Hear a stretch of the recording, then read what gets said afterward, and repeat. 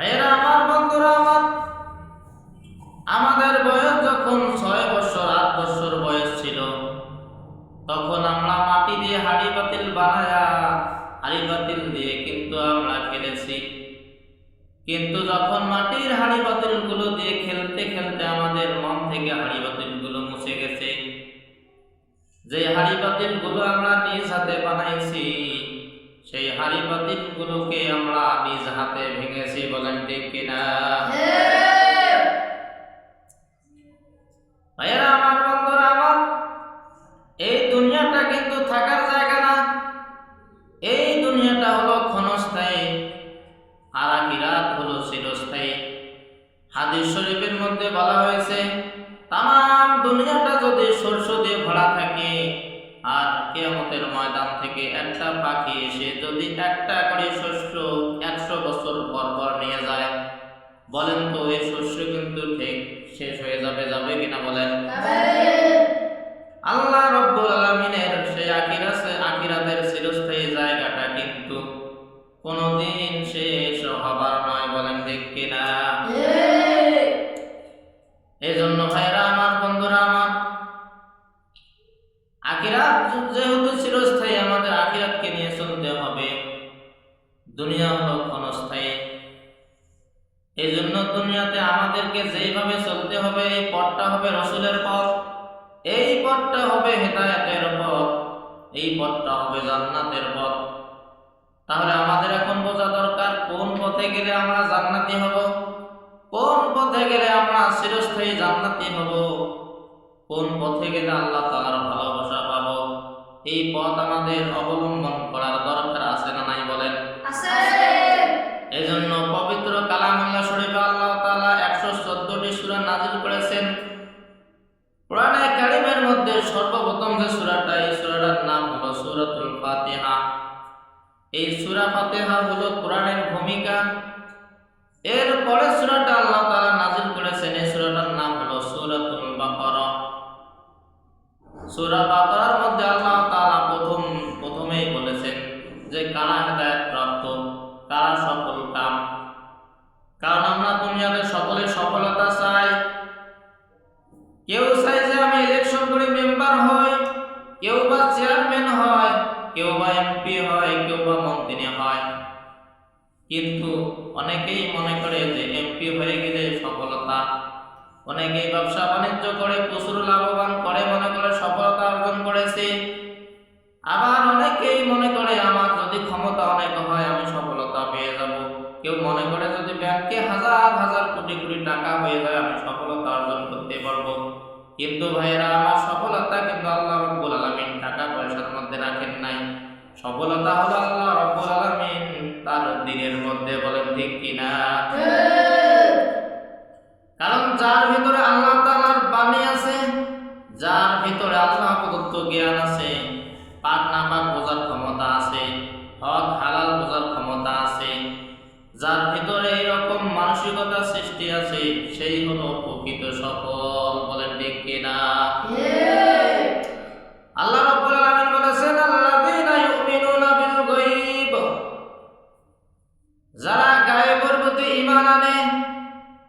আমি 5টা বিষয় আপনাদের সামনে বলবো, যে 5টা বিষয় যদি আমরা নিজেদের জীবনে বাস্তবায়ন করতে পারি তাহলে আমরা সফল, তাহলে আমরা কিন্তু হেদায়েতের পথে আছি। এই জন্য আল্লাহ তাআলা কোরআনে কারীমের প্রথম সূরাতুল বাকারার মধ্যে প্রথমে এই কথাগুলো বলেছেন, যেন মানুষ এই কথাগুলো বুঝে বুঝে প্রথমে নিজের জীবনে ফিট করে আমলগুলো সঠিকভাবে করতে পারে। বলেন ঠিক কিনা? ভাইয়েরা আমার, বন্ধুরা আমার, আল্লাযীনা ইউমিনুনা বিল গায়ব, আল্লাহ রাব্বুল আলামিন বলেছেন যারা গায়েবের প্রতি ঈমান আনে।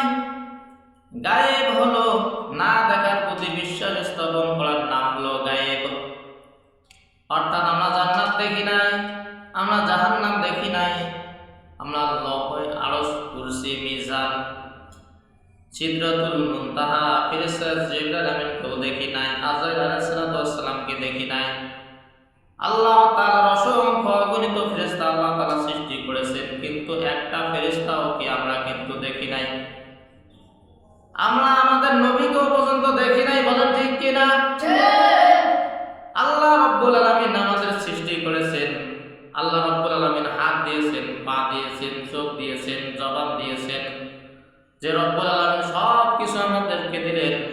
সেই রব্বুল আলামিন কেউ কিন্তু আমরা দেখি নাই, বলেন ঠিক কিনা?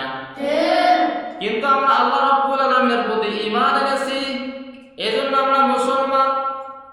আল্লাযীনা ইউমিনুনা বিল গায়ব, যা কিছু দেখা যায় না কিন্তু বিশ্বাস স্থাপন করার নাম হলো ঈমান, অর্থাৎ আল্লাহ তাআলার প্রতি ঈমান আনা, এটা সর্বপ্রথম। এই জন্য বেধর্মীরা অনেক কিছুর উপর ঈমান এনেছে কিন্তু আল্লাহ তাআলার প্রতি ঈমান আনে নাই।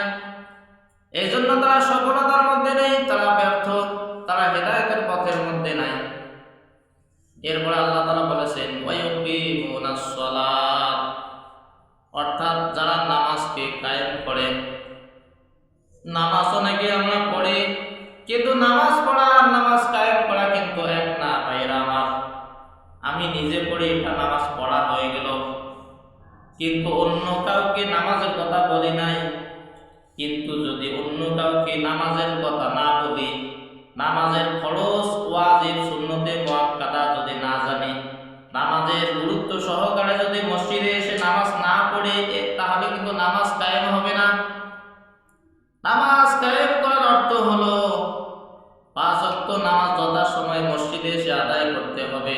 নামাজের মধ্যে 13টি ফরজ, 14টি ওয়াজিব রয়েছে, 51টি সুন্নত রয়েছে। এই সব কিছু মুখস্থ রেখে আমল করার নাম হলো নামাজ কায়েম করা, বলেন ঠিক কিনা? এরপরে নামাজের দাওয়াত দিতে হবে।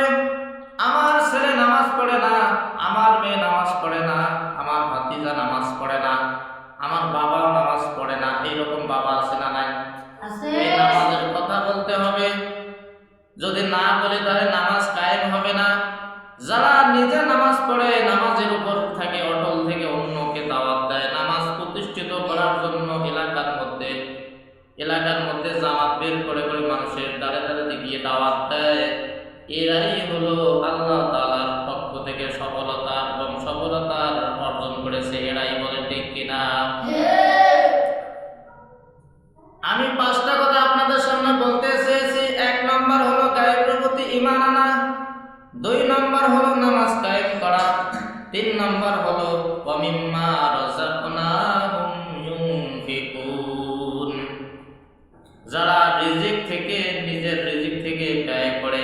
অর্থাৎ আল্লাহ তাআলা কাউকে লাখপতি বানাইছেন, আল্লাহ তাআলা কাউকে কোটিপতি বানাইছেন, আল্লাহ রাব্বুল আলামিন কাউকে 1 টাকার মালিক বানাইছেন। যার 1 টাকা আছে 8 আনা আল্লাহর রাস্তায় দান করবে, যার 5 টাকা আছে 2 টাকা দান করবে, যে কোটিপতি সে লক্ষ টাকা দান করবে, যে লক্ষপতি সে 1000 টাকা দান করবে। তাহলে আল্লাহ তাআলার খাতায় সে সফলতা এবং সে সফল কাজ। কিন্তু এমনও আমাদের সমাজে লোক আছে যারা শুধু নিজে খেয়ে থাকে, নিজে ভালোভাবে পড়ে, কিন্তু পাশের জন না খেয়ে থাকে, কোনো খবর নেয় না, আছে না নাই? হাজার হাজার কোটি কোটি টাকা ব্যাংকের মধ্যে জমা রেখেছে কিন্তু মানুষকে দান করে না, এরকম লোক আছে না নাই? এর নাম কিন্তু সফলতা না। আপনি মারা গেলে আপনার ব্যাংক ব্যালেন্সের টাকা কিন্তু কবরে যাবে না। আপনি মারা গেলে আপনার 1000 টাকা কবর দিয়ে কোনো লাভ হবে না। আপনার কবরে যদি সোনার চাঁদি দিয়ে কবরকে পূরণ করে দেওয়া হয়, কোনো লাভ হবে না। আপনার কবরে যদি সোনা দানা দিয়ে ভরপুর করে দেওয়া হয়, কবরে কোনো লাভ হবে না। মনে রাখবেন, কবরে শুধু আপনার সঙ্গে যাবে একটা আমল। এই আমল হলো আপনি জীবনে যা কিছু দান করেছেন, নেকি অর্জন করেছেন, এই সব কিছু আপনার যাবে। আর বাকি যতগুলো আল্লাহ তাআলা আপনাকে সম্পদ দিয়েছেন, ছেলে মেয়ে দিয়েছেন, স্ত্রী দিয়েছেন, আপনার বন্ধু বান্ধব দিয়েছেন, আপনার সমাজের অনেক লোক আপনার তাবেদার, অনেক লোককে আপনি ভালোবাসেন, আপনাকেও ভালোবাসে, কিন্তু কবরে যাবে না, বলেন ঠিক কিনা? এজন্য বলেছেন সফলতা সে যে বেঁচে থাকতে নিজের রিজিক থেকে ব্যয় করে, সেই হলো সফলতা। এজন্য ভাইয়েরা আমার, আপনারা যখন আজকে থেকে শুনলেন যে আমাদেরকে সফলতা অর্জন করতে হলে কিন্তু দান করতে হবে, এখন থেকে প্রতিদিন কম বেশি দান করা দরকার, আছে না নাই? এরপর আল্লাহ রাব্বুল আলামিন বলেছেন ওয়াল্লাযীনা ইউমিনুনা বিমা উনজিলা ইলাইকা ওয়া মা উনজিলা মিন ক্বাবলিক ওয়া বিল আখিরাতি হুম ইউকিনুন।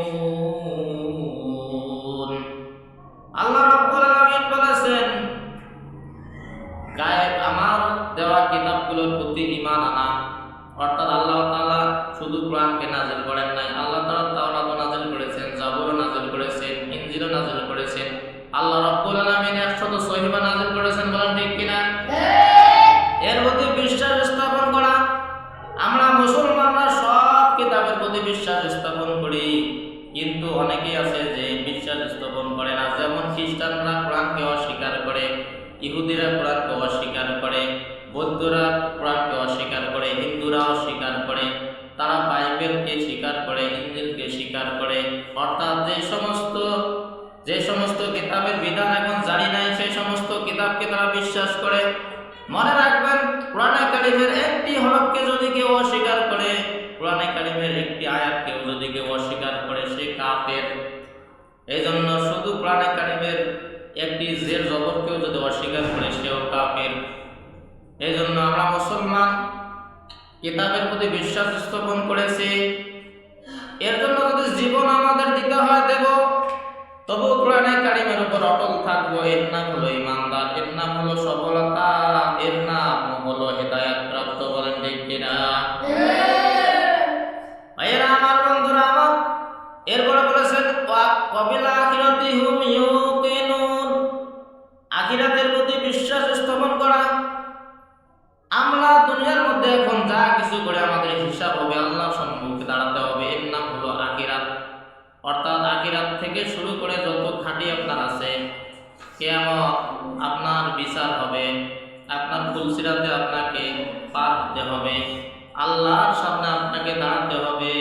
এই সব কিছু বিশ্বাস স্থাপন করার নাম হলো আখিরাতে বিশ্বাস করা। আখিরাত হলো একটা জগৎ। আমরা বর্তমান দুনিয়ার জগতে আছি। এর আগে আমরা মায়ের পেটের মধ্যে ছিলাম, তার আগে আমরা রুহের জগতে ছিলাম। রুহের জগতে আল্লাহ তাআলা আমাদেরকে বলেছেন, আলাস্তু বিরাব্বিকুম, আমি কি তোমাদের রব না? আমরা আল্লাহ রাব্বুল আলামিনকে বলেছি হে আল্লাহ, আপনি কিন্তু আমাদের রব। কিন্তু দুনিয়ার জমিনে এসে আমরা কিন্তু আল্লাহ তাআলাকে ভুলে গেছি। মনে রাখবেন, যারা দুনিয়ার মধ্যে আল্লাহ তাআলাকে ভুলবে না, কিয়ামতের ময়দানে, কবরের জগতে, হাসরের জগতে, আখিরাতের জগতে আল্লাহ রাব্বুল আলামিন তাদেরকে ভুলবেন না, বলেন ঠিক কিনা? ভাইয়েরা আমার, বন্ধুরা আমার, এরপর আল্লাহ তাআলা বলেছেন উলাইকা আলা হুদাম মির রাব্বিহিম ওয়া উলাইকা হুমুল মুফলিহুন।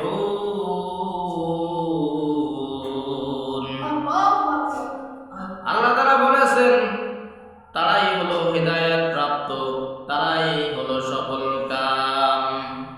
অর্থাৎ যারা 5টি জিনিসের প্রতি ঈমান আনে, 1 নাম্বার হলো আল্লাহ তাআলাকে বিশ্বাস করা, 2 নাম্বার হলো নামাজ কায়েম করা, 3 নাম্বার হলো আল্লাহ তাআলা দেওয়া রিজিক থেকে ব্যয় করা, 4 নাম্বার হলো কিতাবের প্রতি ঈমান আনা, 5 নাম্বার হলো আখিরাতের প্রতি ঈমান আনা।